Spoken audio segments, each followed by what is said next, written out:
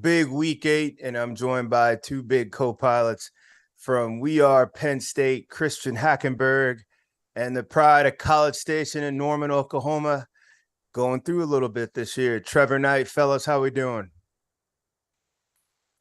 Trevor. Doing well. I'm hanging in there. It's another Saturday night. I'm with my boys. I'm ready to talk some ball. I got a little whiskey going. There you go. No place in the world I'd rather be than with you guys right now. Same. And that's same for you guys at home. If you're just ending a day, big win, tough loss, or a bye week, we're glad you're with us. Grab something to sip. The three of us are going to take you through the college football world in about an hour. And we hope you roll with us. College Football After Dark, Field of 12, powered by Bet Rivers. You can find us on Sirius XM on the app. And we're going to start with a toast. Our kind of ritual that we start weeks off with, our favorite player, thing, or team. Trevor, dare I start with you first, sir? A guy that stood out to me today, maybe above everybody else. A team that has been somewhat up and down, although they have a 6-2 record. And this is the signal caller for the LSU Tigers. Jaden Daniels went 21 of 28 for 248 yards and 2 TDs in the air. Very efficient. And then he added 23 carries for another 121 yards and 3 touchdowns on the ground. Huge win for Brian Kelly and Tigers. 45-20 win over number 7 Ole Miss. Jaden Daniels, cheers to you, my friend. Hear, hear. Christian Hackenberg, your boys are back in the winning column, but that may not be where we're going. Where are we headed? No, that is not where we're going. We'll touch on that. But where I'm heading, this is a little bit old, kind of old news at the moment, just because it was last week. But I'm going to Tennessee. So I don't know if y'all saw, they took the goalposts, they tore them down, walked them down the street, threw that sucker in the river. Apparently, some old boys at Sigma Chi fraternity went down there and pulled that sucker out and started cutting that bitch up and selling it for $100 a piece out the back of the fraternity house, and then kept a big chunk of it for themselves. I love it. I want to go to Sigma Chi and find this out myself personally down there in Knoxville. But hey, man, them boys went in there, went on a Scuba Steve excursion, pulled the goalpost out, and said, "Yo, we're gonna benefit from this." So NIL is obviously going outside of just the football team. So here's to Sigma Chi fraternity at the University of Tennessee. Sigma Chi, true entrepreneurs at Sigma Chi in Knoxville. I love it, man. You guys, I love it. I'm gonna take my toast. We're gonna go down in the SEC, Jurassic Park, on a program we rarely talk about because they haven't had a whole lot of knockouts, but they are 5-2, tough win, big win, and they're trying to get their program going at an eastern side of the conference that is like forever growing monsters. Coach Beamer and the Gamecocks, gnarly win tonight against Texas A&M, but you got it done. 5-2 this late in the season. Go ahead, Coach. Good luck to you, sir. Fellas, we're off. First big game tonight. Watching the primetime game, Big Ten matchup. Minnesota and Penn State, the Nittany Lions taking care of business. Back to what we thought they would be. 45-17 over Minnesota. And a talented Minnesota team. Minnesota has been competitive with everybody. They've had some knockouts. But we got to see the Penn State that we thought in a whiteout game at home. Hack, I'll start with you. What was your biggest impressions of your boys tonight? So I think my biggest impression is it kind of confirmed to me what I said about last week. And again, not to take anything away from Michigan, I don't think Penn State showed up in Ann Arbor. And I think that only exasperated the deficiencies that showed on the field. That Michigan obviously took advantage of and kind of put a big stamp and exclamation point on it. So that was a good thing for me, is seeing them get back on track. Shows that they got great veteran leadership, which is everything that I expected. But I was excited to see them use and utilize that tight end room this week. I think it's a very deep and talented room. I didn't really think that they used those weapons as efficiently as they could throughout the year up into this point. I still think they have some things to clean up, but ultimately, again, I think it was just a really good get back on track win against a good team, like you said, George. I mean, Minnesota, I had them winning the West this year in my preseason. They've obviously not lived up to expectations from that side of it, but definitely a very talented team and a really good defense. And they were able to take advantage of some things and do it in a pretty efficient manner. So excited about what they got coming down. I think Columbus. Yep, they got Ohio State at home next week. So next week, Trevor, how much of today putting things back together, and we've all been there, a knockout loss and then a really good win. They only have a week to take this momentum and then go into Columbus with it. Obviously, they've been tracking Ohio State, and of any Big Ten team in the last 6 or 7 years, Penn State has the most wins against the Buckeyes. Can this crew use this momentum to do something special in Columbus, or really, what is their fate, do you think, coming out of this thing? Looking ahead, this game specifically this week, I think you saw two teams that went opposite directions. You saw, like you mentioned, a Penn State team that responded after a bad loss and said, "Hey, we're going to pick ourselves up, we're going to dust ourselves off, and we're going to get back to who we are." Minnesota, yeah, I know they've played Illinois, who should win the West, and now Penn State back-to-back weeks, but I feel like their production's gone down. So I think coming into this one, they're moving in opposite directions. We'll see how Minnesota finishes the year. But moving into the rest of this season, specifically going to Columbus, I think the person that you circle on that Penn State team is Sean Clifford because of the experience that he has. Yeah. When you have an experienced quarterback, you can go in and rally the troops and win against anybody. And we've seen that. Penn State has the ability to go out and play football at a very high level. Take out the Michigan game, they can play at a very, very high level. And if number 14, Minnie Hack, is out there balling, I'm not going to say they have a chance to beat Ohio State, but I'll put it this way, they have a chance to beat anybody. And if he goes out there and plays well, is efficient, doesn't turn the ball over, I think it's going to be a pretty appetizing game to watch. Sean Clifford, 24-32 tonight, 300 yards. And Penn State also ran for 160 yards on the ground. It looks like they're starting to put things back together. Hack, your expectations next week, just looking forward, not predicting anything. Yeah, just looking forward. I think they got to be more efficient running the football on first down. Early in this game, really the whole first half, they had a really hard time getting things going. A lot of 2nd and 9, 2nd and 8, 2nd and 10, 2nd and 11s. That's tough. And I think we've touched on this in past episodes about Cliff. I mean, Cliff, at the end of the day, for all the reasons that Trevor mentioned, is a really good football player, but his best friend's a really good complementary run game and kind of take the pressure off him and let him play free in that type of environment and that type of scheme. I don't think he's necessarily a guy who's going to go toe to toe with a CJ Stroud or a Bryce Young or, name one of the premier quarterbacks in the country for 4 quarters consistently.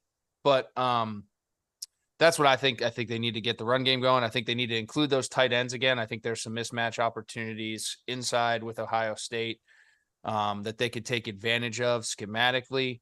And then the defense needs to come out and eliminate the run game. I think that the one thing that I've seen Ohio State do this year more so than in past years is actually have a propensity and they try to establish the run.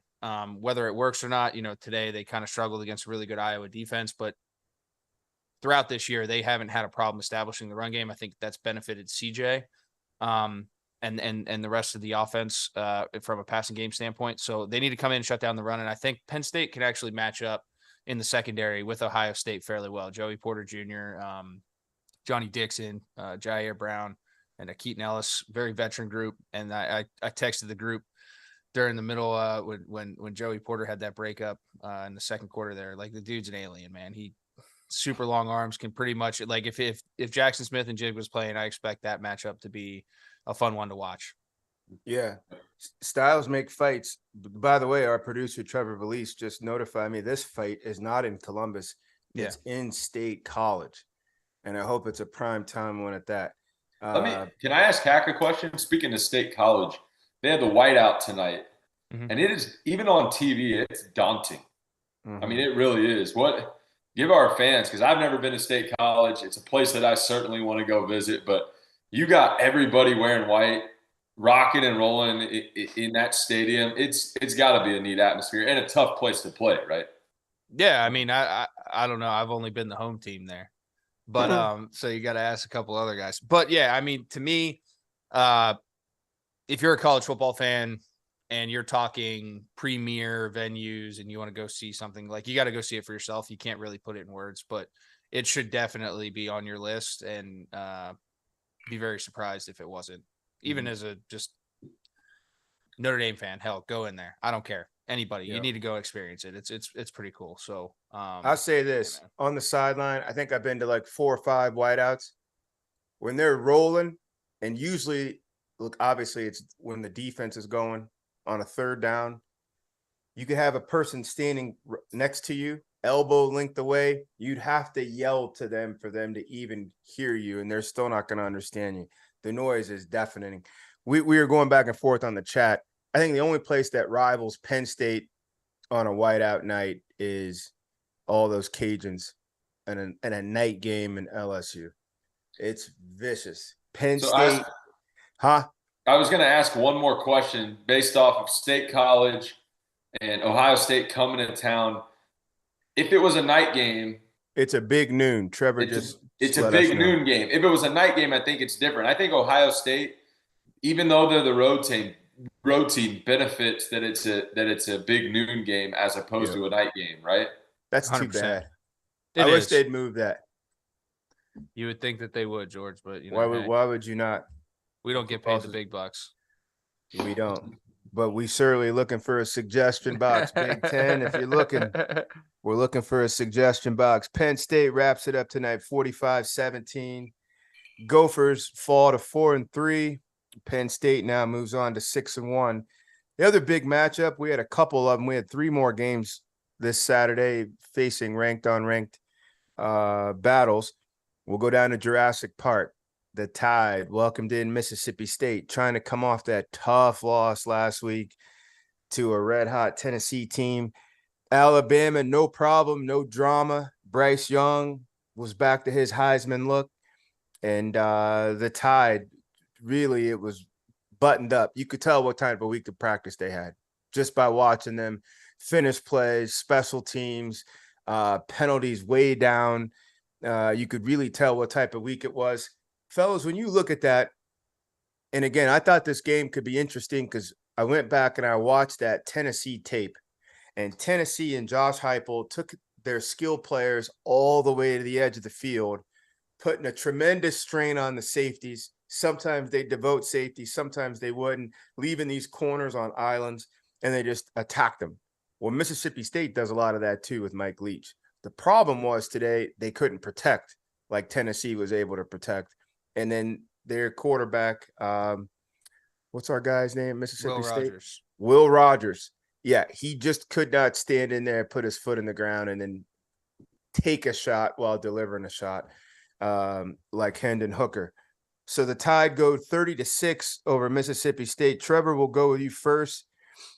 Alabama, are we back now assured that they won't have any type of drama until they get to the SEC title game, if they can get to the SEC title game? How will they be in the rest of their regular season schedule, in your opinion?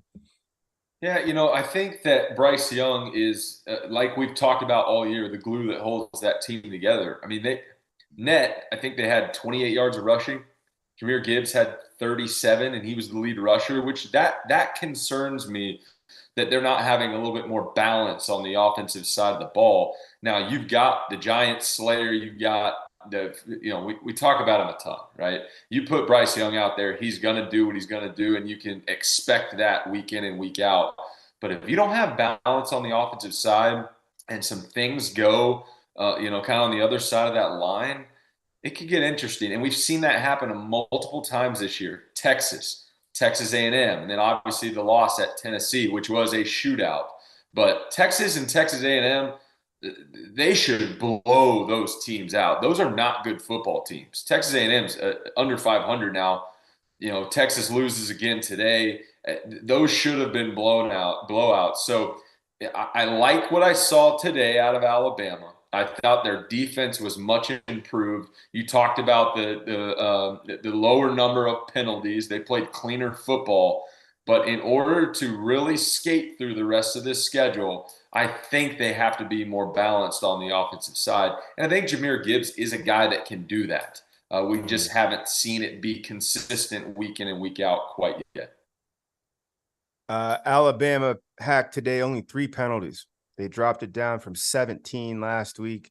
Threw for 261, only ran for 29. Obviously, you could tell where Mississippi State decided to dedicate their efforts defensively. What was your impression, Hack, when you're watching this ball club, and what are we continuing to see out of the reigning Heisman Trophy winner? Yeah, I mean, I think we've touched on this, and I don't want to keep beating a dead horse, but I think that this Alabama team obviously isn't built the way that previous ones are, and I think that for the first time you can truly say that the responsibility and hopes and dreams of this season lies solely on Bryce Young's shoulders. Yeah. Trevor, I think Jahmyr Gibbs is a great Batman, or Robin to the Batman, and maybe not even a Robin, just kind of like one of those one episode guy that pops in and helps out every once in a while. I really think that that's kind of how O'Brien, it shows the way he calls the football game. I think that's the way that he sees it. I think that's the way Saban sees it. So they're going to try to put Bryce in the most advantageous situations possible. And obviously a run game helps with that. Didn't necessarily need it today. It is what it is. I think we're going to keep it moving. For me, I think big picture, this Alabama team, George, I mean, it's kind of tough to say that they're just going to cruise. The SEC, and every week's different. Someone could be up, someone could be down. They still have Ole Miss, right? Or did they already? Still have Ole Miss, and they have LSU. Yeah. And so you're talking one team that's really hot, one team that's been doing it funky, like you said, in the Ole Miss guys. They got today, but it is what it is. Kiffin's going to come out, and he's got a history with Saban, obviously. So, we'll see. But I everything that I expected happened today in terms of Alabama bouncing back from a tough one, and offensively, I think they are what they are, and they've showed that throughout the year. They're gonna come every day, and they're gonna say, "Here's number 9, and you got to go beat him." A quick note for those of you guys that watched the game and you got a chance to hear a lot of the commentary. Bryce Young basically has done little to no throwing during the week of practice. They are rehabbing him. He's on the field. He is running through plays, but he doesn't make the throws. The number 2 will make the throws, or if he does, there are only a handful of them. They're just keeping him on a pitch count so they could get him to Saturday where he's delivering. They did that for Tennessee last week. They did it this week with Mississippi State. I just think it's so smart and real conscious of the coaching staff and the leadership, because not all programs take that approach. They just don't. The smart ones obviously do. So Alabama 30-6. The Roman Army, to be interesting to see what happens to them, as long as they can hang in that 6-7 range, but they're going to have to continue to take care of business in the West if they want to get a shot at getting into their own dance. Game day today, fellas, was out West, Oregon, UCLA. And when's the last time the Pac-12 had a top 10 matchup this late in the season? It was Oregon coming out on top big in this one, 45-30, and it wasn't even that close. UCLA was game on the back half, a little bit there in the fourth quarter, got some late, touchdowns tagged in there. But Oregon, and led by Bo Nix, goes for 545 yards, and they ran for 260. And again, we keep talking about how these Pac-12 games have been done on the ground and physical. UCLA has been the culprit of most of that, and today it got done to them. Oregon goes up 45-30.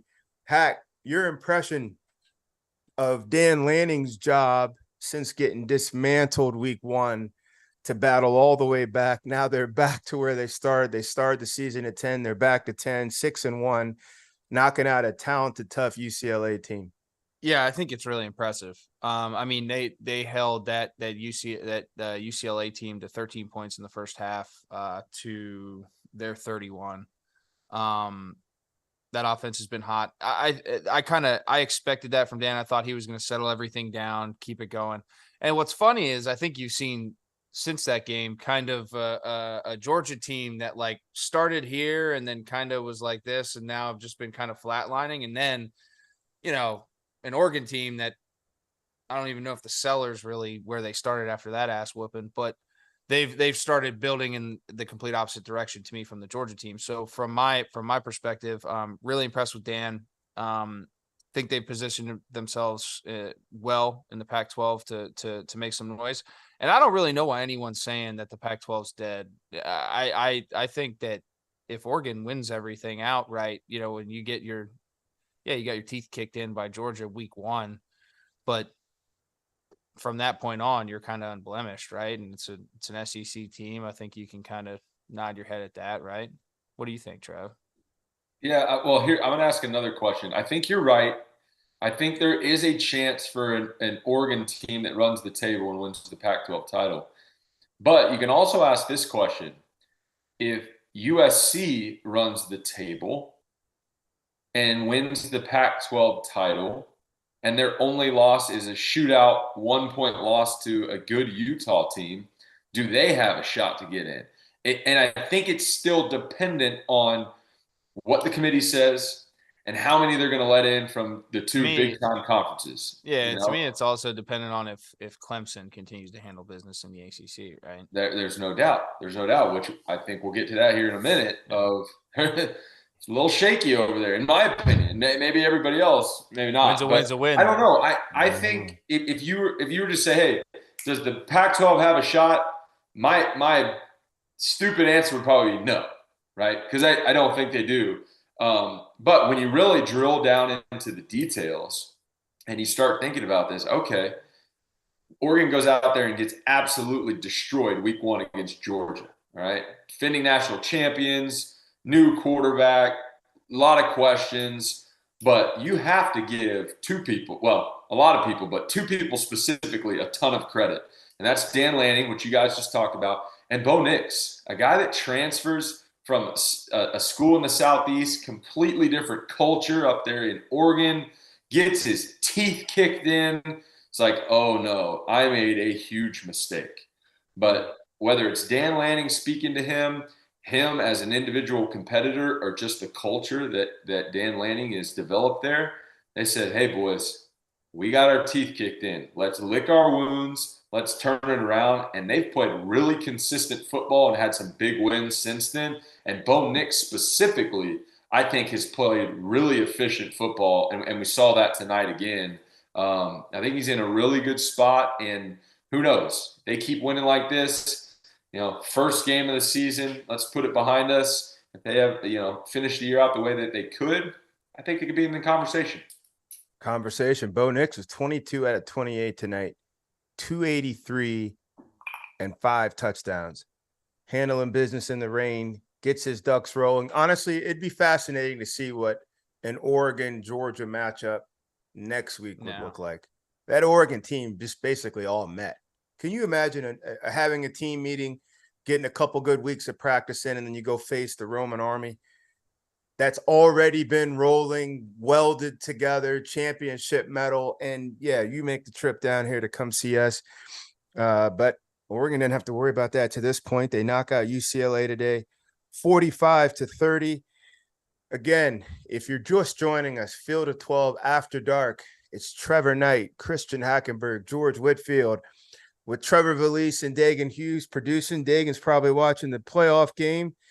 And Trevor's probably looking up stuff on Illinois, but we're here with you. If you've got fan questions, we would love to see him, love to hear him. You can reach us on any of the apps, Field of 12 on any of the apps. Fellas, the drama today was in the ACC. Real drama.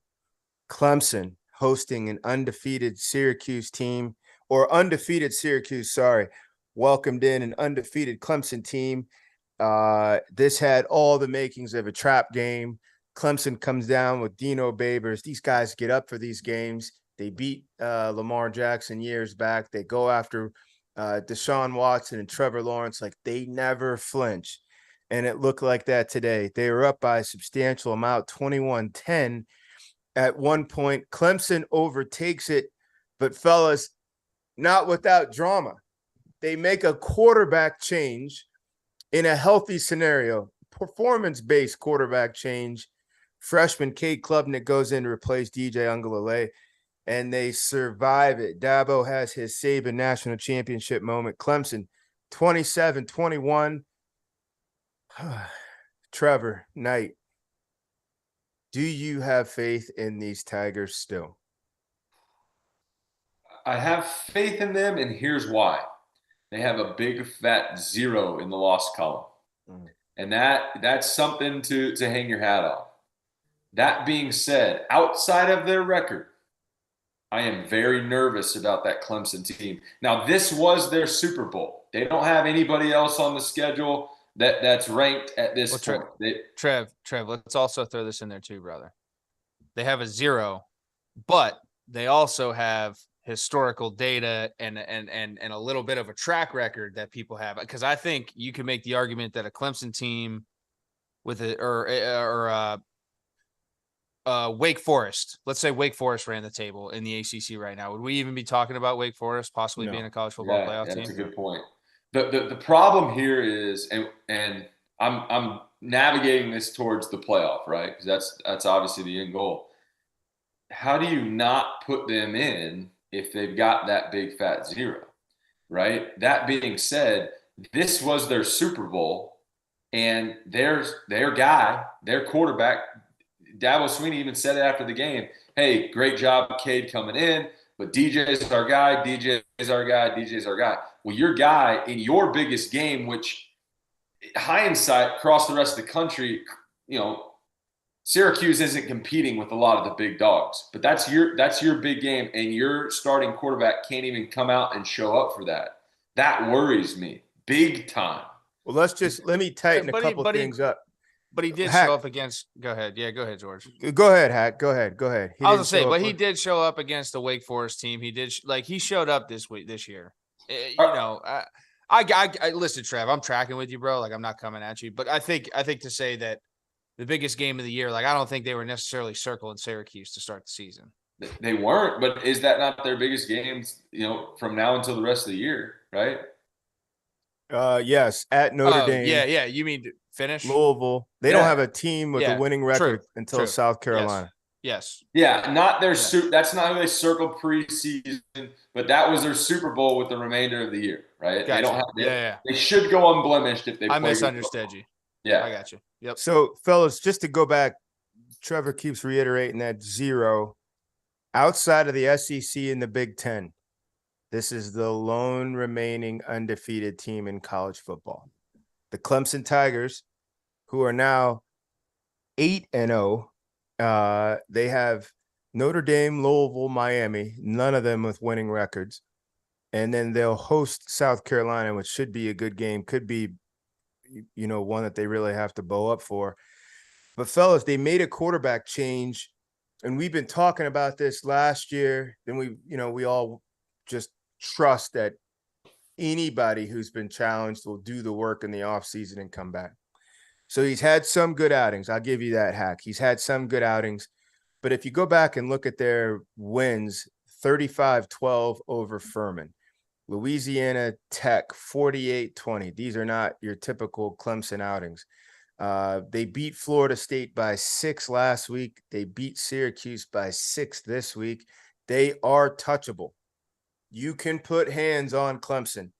But we have one of our watchers, our viewers, Dustin Knoll in Orange County, California. What's up, Dustin? He wanted me to ask you guys, do you see DJU transferring, regardless of what Dabo's saying? And Trevor Knight, he added, would he look good in an A&M uniform next year? Interesting thought there. Interesting thought. I think with what Dabo said after the game that he's his guy, we're not going to see Cade Klubnik start this next game. Well, how do you even read that? Do you just read that as, I'm just going to put this fire out tonight so we can just get home? Or does he really believe that?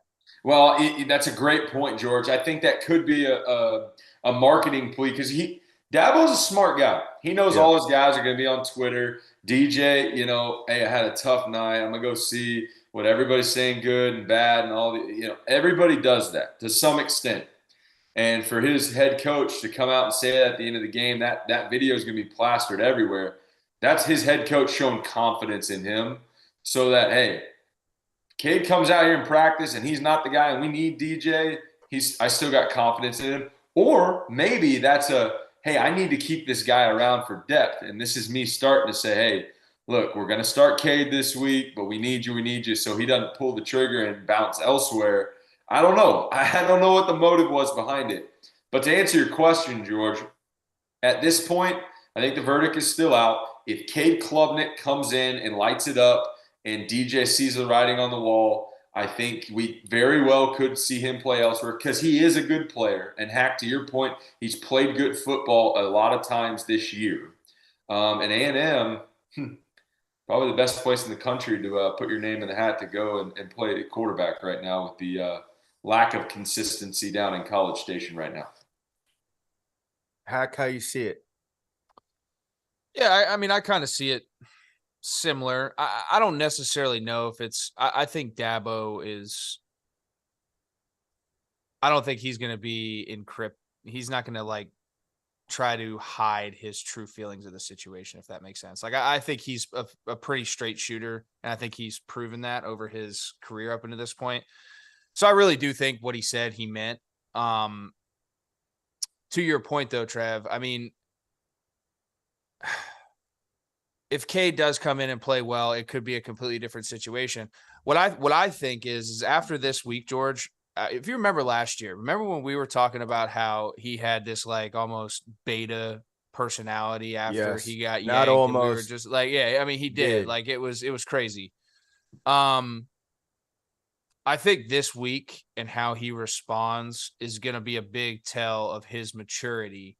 And ultimately, I think the direction that the team will go moving forward at that position based upon that. I think this week is going to be the big judgment. And I think it has a lot to do with how he's going to approach it when he walks in that building on Monday, how he watches film, how he carries himself on the practice field. Because all those things matter, and we all know that. We've all been there, and I think that's going to be a big thing, and then ultimately how he plays next week. I think it's going to be – this is the fascinating psychology I think most people miss. When those doors open to that building, whether they come in tomorrow or Monday, how does DJ carry himself? I think it doesn't really matter how Cade carries himself. I mean, with all respect, he's got nothing to lose. Wide-eyed, nothing to lose. How does DJ carry himself? And then what does coach do? How do you set the ones? Is it DJ back to the first huddle and Cade back to the two? Is there any type of split or rotation? And then they did win. They did win. And yeah, there's a point to be made that Cade didn't make a ton of big plays. That touchdown pass was big, but he also didn't hurt them. He was mindful with the football, safe with the football. Sometimes just mitigating damage is a win. But here's the thing though, George, like you said, though, Clemson can get there. Someone can put hands on Clemson. At that position, you don't need a guy who just gets you by. It's not the Clemson teams of past where you had 2 All-Americans behind you, 3 All-Americans outside, 2 All-Americans up front. Right. And you know what I'm saying? You need a guy who can drive the ship. And to me, like I said, DJ may not be big marquee games this year, but it's been their bigger marquee games up until this week. He's come out and gone toe-to-toe and been pretty much, in my eyes, the reason that they won the game. I agree. So Here's an interesting thought as well. You know, I'll point the finger at myself. I've been saying, hey, it's a Syracuse game. It's their last ranked game, so they should skate through the rest of the season. That being said, yes, nobody is ranked on the remainder of their season, but 3 of the 4 have winning records, and some of them are big logos. They go to Notre Dame next week, who has a 4-3 record. Mm. They host Louisville, 4-3 record. And They Louisville's host sneaky too. Yeah, they host Miami, who's at 3-4 right now. Very well could have a winning record by the time they play them. And then they play South Carolina, who's got a little juice right now at 5-2. Yep. So it's not a cakewalk. Certainly not to the level of some other teams that we typically discuss in some different conferences. But DJ is going to have his work cut out for him. It's not going to be like, oh, I'll step in here, I can look decent. He's going to get out there and he's going to have to play really well. Or else, like we saw tonight, if he doesn't pick it up, if he doesn't respond like we're talking about, they will put Cade in there and give Cade an opportunity to shine and potentially take it over. And that's when we would have the transfer talk, in my opinion. Yeah. That's going to be wild. I know every program, especially coming down this backstretch, they just want a nice, quiet inner building because the outside is going to have all the noise. None of the other top teams have this type of noise about them. Ohio State doesn't question its leadership. Michigan's not wondering questions about its leadership. Bama, Georgia, but Clemson now does. And it's going to be fascinating to see how fast can they shore that up and quiet it down inside. It's noisy inside. But regardless, the Tigers do come back. Big comeback win, defense, special teams, and the backfield 27-21 over Syracuse, led the comeback by Cade Klubnik, freshman quarterback in there, replacing DJ Ungalalele. The other big matchup, fellas, if we're going to stay in the Big 12 or move over to the Big 12, I should say, was Oklahoma State. Well, no, we'll go Kansas State first. Kansas State had a big win tonight over TCU. Fascinating. Other way around. Oh, sorry. TCU had a big win tonight over Kansas State. Adrian Martinez only played one series. But that was it. Due to an injury, the injury is undisclosed. Trevor Knight, K-State, TCU, what was your biggest impression from these two? Yeah, give credit where credit is due, and that's been a theme of my year this year. TCU found a way to win. They're at home. They host a really good Kansas State team. It's top 20 matchup. I thought Max Duggan played efficiently throughout the night, and they get a 10-point win. That being said, they were not playing good up until the second half. They were down 28-10 at one point, down 18 points. They go into the half. They get a score with 20 seconds left to go down 11 at the half. And then they come back and Adrian Martinez gets hurt. They throw a couple horrible interceptions, talking about Kansas State. And it really it was a tale of two halves. Kansas State really didn't have a shot in the second half. They looked like they were rolling a couple times with Deuce Vaughn in the first half. They got up early, and then just the wheels fell off. So credit to TCU for weathering the storm and getting a big win. I thought it could have been a different outcome if misfortune didn't go and fall on the side of Kansas State. But the TCU Horned Frogs are unblemished at this point. Sonny Dykes, year one. It's an impressive coaching job with him and Garrett Riley, the brother of Lincoln Riley, calling the plays. It's a neat little storyline there down in Fort Worth. And I take that back, Hack. I said Clemson was the only non-SEC, non-Big Ten team to be undefeated. Obviously, TCU. I don't want Fort Worth coming after me. TCU up 38-28. Hack, how much noise can this crew make, and how impressed are you with Max Duggan? And again, the backstory there at TCU, he lost the quarterback battle coming out of the gate. He got it back. What was it, week 2? Thereabouts? Week 1 or week 2, he gets it back and takes off. He got just as much, realignment or recalibrated as he needed to when he got put Yeah. at 2. We all get sobered up in a situation like that. Never looks back. TCU now 7-0. Your impressions, Hack, of this team and their quarterback? Yeah, I've been really impressed with Max Duggan. Always kind of liked his game. Just thought he was missing a little something. And to be honest with you, George, maybe it was that recalibration. Come here, son, sit down on this bench for a little bit, see what this tastes like. And now the ability for him to come out there and grab the second opportunity and, to your point, never look back, take the reins and drive that thing to its full capability has been impressive. I don't know. I've been a big, just not on the side channel with Trevor and this group. I'm not a big Big 12 guy. I just never really have been. I think the conference obviously has some of the bigger logos that are down this year. They're leaving. There's a lot of unnecessary noise, I think, in a conference that traditionally does have great history and it does have good football. And kind of lives in that Texas area, pulls a lot of the great talent out of that state and disperses it well. And, I've been down on it. I don't know. This team has been impressive. I have said this. I've been an Oklahoma State guy from the jump. Big win tonight, which we'll touch on for them. But I think they're positioning themselves. And ultimately, at the end of the day, man, you go out and you win, you're going to gain everyone's respect, and they're going to gain my respect if they keep winning. So I've been impressed up to this point, but gotta see it through, my boy. Let me Trevor. ask you guys this quick scenario. Mm-hmm. One loss Pac-12 champ, undefeated Big 12 champ, undefeated ACC champ, but the one loss Pac-12 champ is Oregon, who lost to Georgia week 1. And there's only one spot left to get in. And what's the ACC champ looking like? It's the undefeated Clemson. Undefeated Clemson, undefeated it's Clemson. TCU, and one loss. Clemson's getting in. That scenario doesn't have Who still has to play Utah, by the way. But that scenario wouldn't have any drama unless Clemson had a loss. Clemson has a loss. Now you got drama. It doesn't matter if they back into this thing. If they're undefeated, just like Hack was saying earlier, that brand undefeated, and it doesn't matter how they did the math, they're in. They're in because they've been in the second most amount of times, I think, behind Alabama. They've so been the there, committee done will that, respect them. Got it done. Yep. That's my eyes on it. This year, it's by hook and crook.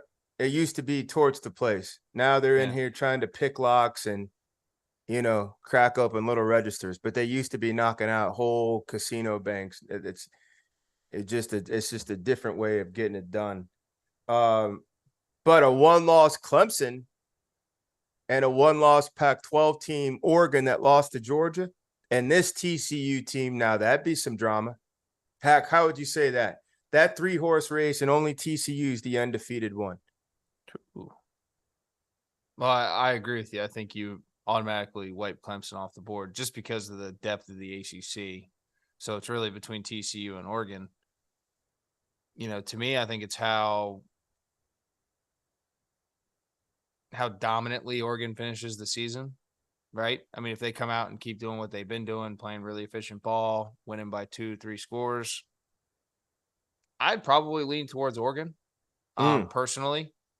But to the point that we said, though, that 0, I don't know. I feel like TCU is kind of like a phoenix trying to rise out of the ashes. A really good program historically, but just kind of had some bumps in the roads as of late. Gary Patterson leaves, and trying to reestablish that. Trevor, Oregon has Cal.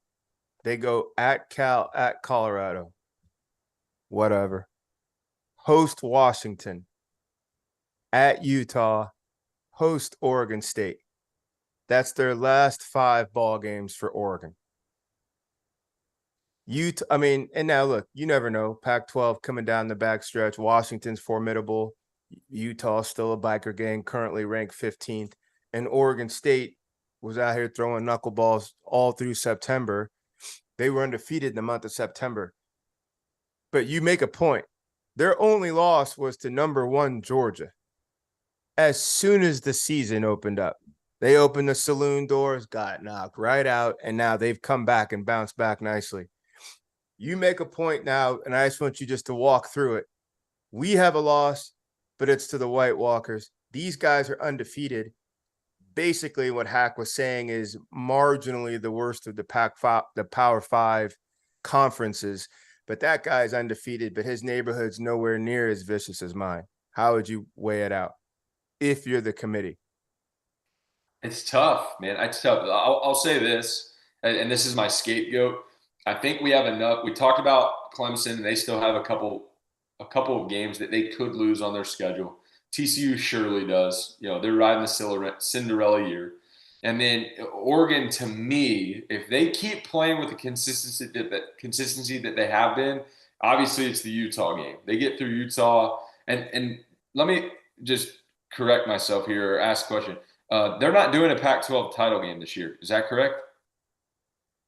I have no idea. No. If they are, I think they're doing away with divisions. Okay. They might be done with North-South. Top two teams go. Okay, that's what it was. So they will probably – I mean, that's two huge games then, all right? So that's probably at this point they play Utah, and then they're probably playing USC, right? Mm-hmm. We'll see. Well, because USC and Utah, regardless, I'm about to throw you guys for a loop here. If Utah goes unscathed the rest of the year, beats Utah, if Oregon goes unscathed the rest of the year, they beat Utah, and then they either beat Utah again or they beat USC, whoever they go up against in the Pac-12 title game. Do they now have the resume to get in over whoever finishes second in the Big Ten East or the SEC East or Alabama, right? Is there enough spots to where Oregon can get in, period, over an undefeated ACC champ, an undefeated Big 12 champ, or to our scenario before, the best 14, which team. All goes into conferences. And I didn't mean to say undefeated Big 12 or ACC. Those have one loss. Let's say TCU drops one and Clemson drops one. They're still their conference all champs. Teams. Yeah. All one-loss teams going up against each other. Does Oregon's resume get them in over a one-loss Big Ten East or SEC team? Their loss looks as good as anybody else's because they lost early into the presumably number one team most of the year. Michigan and Ohio State, the way they're going to turn around and lose to a top 4 team. And they've got some good knockouts. Alabama lost to whatever Tennessee is right now, 3rd, 4th. You're almost comparing losses at that point. Knockouts are all relative. Here's the thing, though. The one thing that we can throw out the window, there's going to be 2 SEC teams. I agree. I agree. And then there's going to be a Big Ten team. What's the only way there would be one SEC team? That the SEC West team wins it with 2 losses?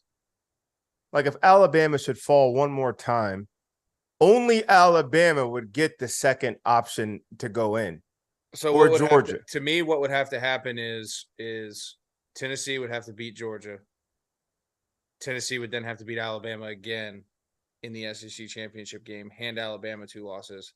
And then the only argument is going to be, can Georgia come in with 1 loss? Right. So there isn't. Or Georgia gets snuck by, because I think Georgia still plays Kentucky, right? They get snuck by Kentucky and then they lose to Tennessee and then Tennessee or whatever. And then Tennessee represents the East and Georgia somehow has 2 losses. Guys, I think there's a scenario where one SEC team and one Big Ten team gets in. And it would piss me off so much because I don't think it's deserved. But let's say Ohio State runs through the Big Ten, undefeated Big Ten champs. Let's say Tennessee or Georgia runs through the SEC, beats Alabama on the west side, wins the SEC. Okay? 2 champs undefeated. So let's Alabama, say, hypothetically here, TCU runs the table in the Big 12. They are the Big 12 Power 5 undefeated Big 12 champs. And let's also say Clemson runs through the ACC unscathed ACC Power 5 champ. You've got the four top Four undefeateds. four undefeateds, conference champ. Oregon wins it all, or USC, doesn't really matter out there because they all have at least one loss.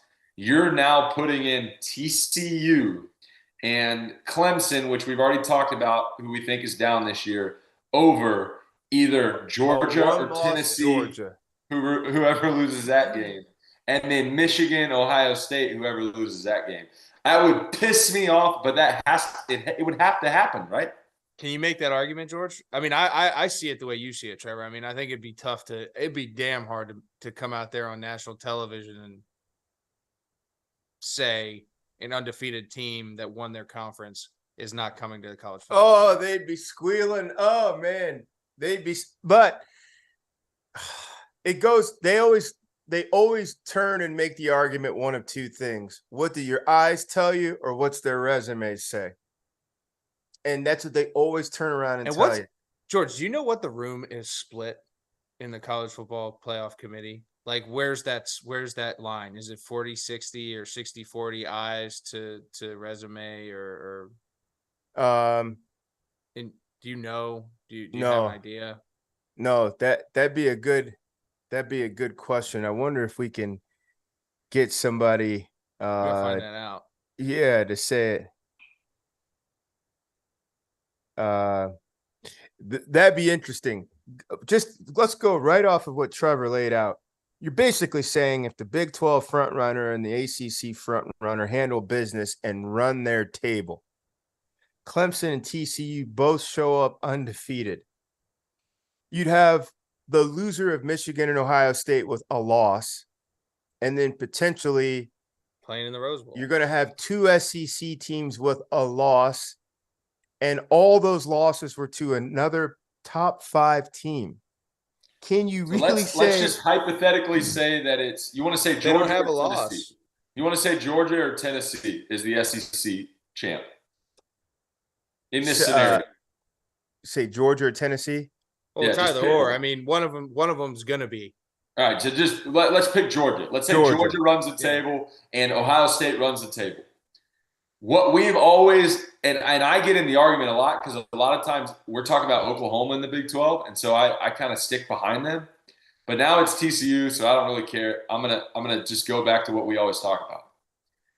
You're telling me that if that scenario plays out, Georgia in, Ohio State in, Clemson in, TCU in, you're telling me that TCU is getting in over Michigan, Tennessee, and Alabama.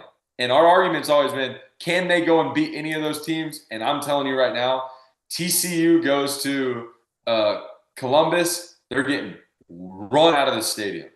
TCU goes to, they were already in. To the Big House, they get run out of the stadium. They go to Tennessee, they're going to get run out of the stadium. And they go to Alabama, they're going to get run out of the stadium. But they're undefeated Big 12 champ. Yeah, that'd be. Well, that goes back to the question, what's the criteria? Right. And then what are we judging? playing for? Yeah. What TCU go start the season for then? What do you tell their team room? Listen, yes, you guys got undefeated. Nice little job there for you. And you're conference champ. But, hey, I mean, that'd be, I don't know. I don't know how you can have that conversation. Knowing though, Trevor, you're right. They go 0-3 against those 3 teams. But they would turn and say, listen, we're only given our particular path and our set of obstacles, and we knock them all out. We're not responsible for. But the other programs are like, yeah, we have our path and we could go off-road and get whoever else. I think that'd be and the other thing that consistently that we've always said on this show when we talk about the Final Four is who are the best 4 teams in the country. And up until this point, it's been okay because everybody gets blemished here and there. But in the scenario we're talking about, I really don't think that the best 4 teams would go to the playoff. No, Which is why field of 12, baby, our namesake. We got to expand this thing. How about that? I'm going to be all the way honest. I never Expand it. understood why we were called field of 12. And you have to explain it to people and all this other stuff. I'm like, look, in the future, perhaps potentially there's a chance that it could go to, if they stay with it. Like, and then we went through all that stuff. Boom, field of 12. Look like Field of geniuses. 12. Like geniuses. Hey, Look at let's us. table this. I'm going to come back to this. I just sent a text out to we're going to go ahead and name drop him because we hope he comes back.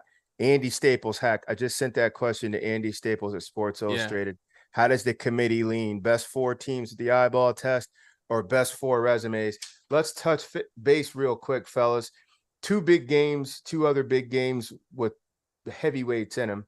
Only one's a giant killer. Ohio State takes care of all kinds of business with Iowa, 54-10. Strange one, though, if you watched it in the first half, Iowa's defense was like, we'll be damned if we go home giving up 80. They didn't give up 80. They only gave up 54, but they forced the Buckeyes into like 4 field goals in the first half. CJ Stroud and the offense can't get going. They do in the second, 54-10. And a nice little ball game down there in Baton Rouge. Ole Miss comes in, but they get beat 45-20 to LSU. Brian Kelly is starting to kind of tighten that deal up. We already gave a toast to Jaden Daniels. Ohio State, do we have a feel of who they are? And it's been many a person. Desmond Howard is on the last one. Clint's consistently said it. Where's the big win? Where's the big win? Sometimes a bear is a bear. It don't matter if it's Bobcats that keep coming at that bear and he keeps knocking these Bobcats out. It's still a bear. Sometimes a bear is still a bear. That's how I see Ohio State. Do you guys see the Buckeyes any differently just because we haven't seen them get pressed? No, I don't. I mean, I agree with you. A bear is a bear. I think Ohio State has earned that.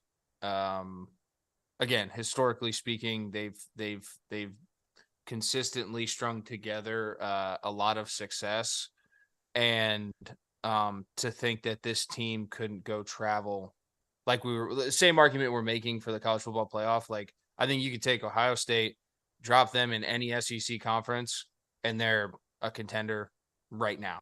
Right now. If not winning it right now. So, and rinse and repeat in any other conference in the country. So that's a good point there. To me, like, Ohio State's a damn good football team. Sure, they haven't played anybody, but that culture knows how to win big games. They've won big games in the past. They're going to have more opportunities to win bigger and bigger games here throughout the rest of the year. They're going to be prepared, and I've just seen it too many damn times. I've played against it. Like, it's a very, very impressive thing when you see those guys come out and they flip that switch, and it's like, all right, we're going to play. They're tough to beat. And granted, teams I played may on the defensive side have been a little more talented than what this Ohio State team is, but your boy Knowles from Oklahoma State came in there. He's got them playing better. I think they have much more of an identity than they had last year. And then offensively, like I said, I'm nowhere near worried about Ryan Day. I'm not. When it comes to game plan, I put him toe to toe with anybody in the country. Trevor Knight, Ohio State, any program on any neutral site, it's even money or take the Buckeyes. Yes? Yeah, I'm taking the Buckeyes. That being said, Hack made a great point that, yeah, they haven't played anybody yet. The 2 big dogs on their side of the conference are still yet ahead. This one coming up this week against Penn State, and then obviously the big show at the end of the year against Michigan. But the confidence I have in CJ Stroud as a leader, and then Ryan Day, Hack, like you mentioned, they just have this culture of, hey, man, we are Ohio State. You're going to have to play your best football to be in the game with us because we set our standard. So I don't see them having a whole lot of trouble. Not to go on a tangent, but the crazy thing with that is that's been passed down from 3 coaches. Yeah, it went from Tressel to Urban to Day. Yeah, how many other programs can say that? Where you've gone 3 stretches of coaches where you're like, national contender year in, year out. And you at home just got schooled from Whitfield to Knight to Hackenberg. 3 football minds. That's it for us. Football in its week 8 college football after dark field of 12. We look forward to seeing you guys week 9 next week. We'll be with you. Peace.